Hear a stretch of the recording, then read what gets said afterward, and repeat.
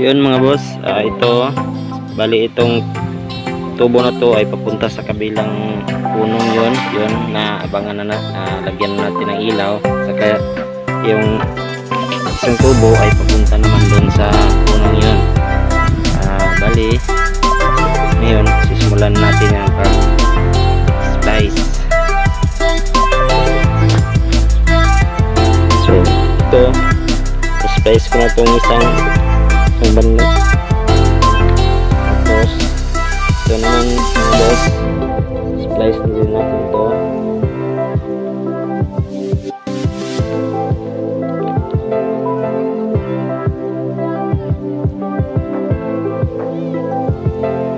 Ayan, lagyan natin ng electrical tape mga boss.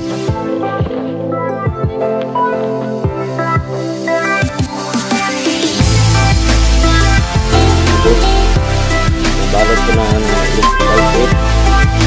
So yun lang. So ito natin yung splice. So tatakan na natin ito mga boss. So yan.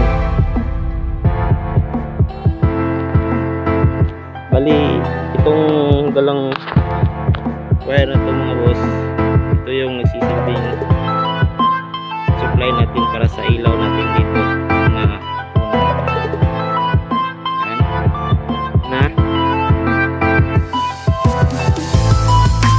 rubber.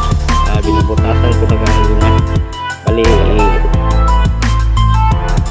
yan na natin dito, yan, at saka yan. Bali yung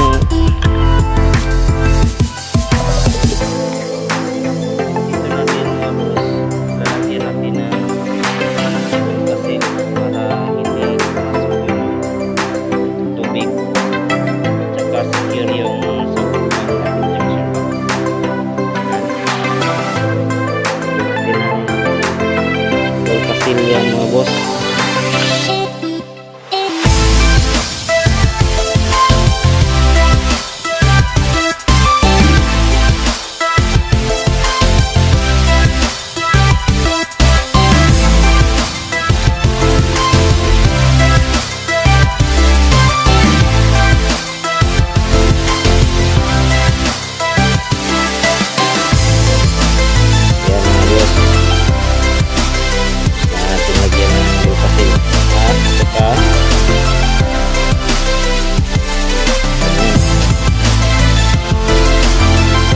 Itsura niya mga boss,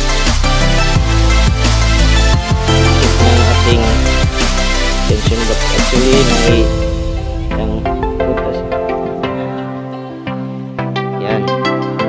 So ngayon naman mga boss, itatapin na natin yung pasok na natin yung wire sa kanyang gagamitin natin para lock.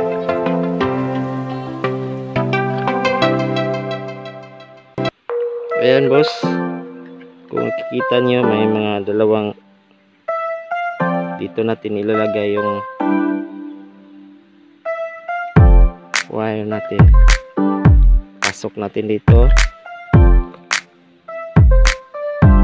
tsaka dito.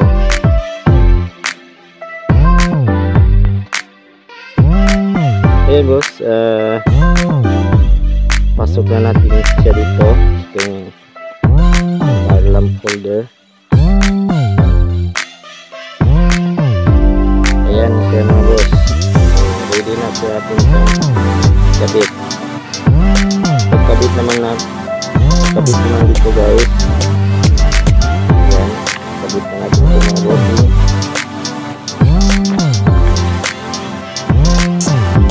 Ayan boss, ito na yung holder. Tara natin ito sa ngayon. So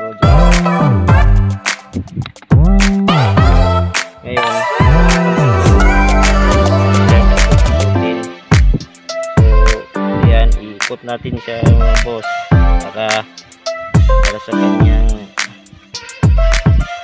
condition ng kanyang ilaw. Ganyan mga boss. Hihigpitan natin siya.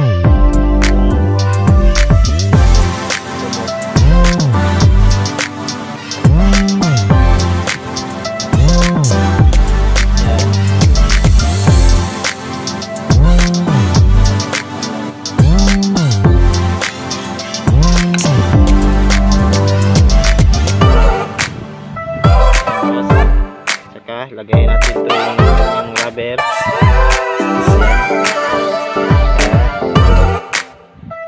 Yung parlang bulb niya.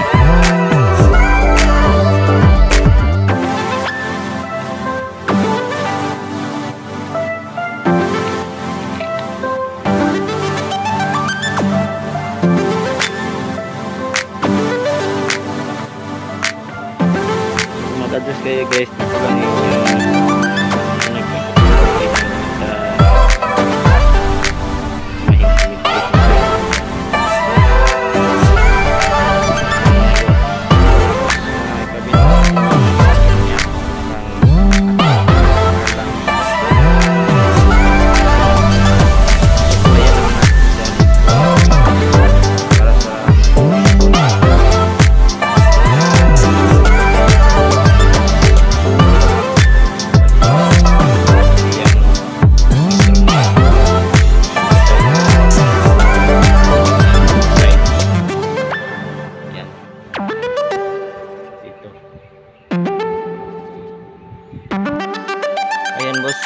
nilagyan na natin yung wire dito sa kanyang load side. Bali nilagyan ko na rin ito ng anong tawag to, mica tube.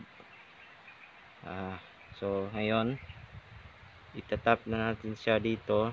So ingat lang guys kasi live to, pwede tayo makorek. Ayan mga boss, tapos na rin natin ikabit yung safety switch. Tapos na rin natin ikabit dito sa kanyang main line.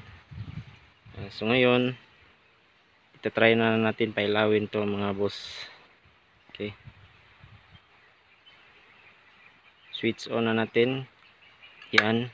At yan mga boss, tinatry na natin pailawin. Yan, kita nyo umiilaw siya mga boss. Yan, tsaka doon, tsaka yung doon umiilaw yan. So bali isang circuit lang yan. Yan, tapos na natin ikabit yung ating power lamp. Sana suportahan nyo ang aking channel mga boss.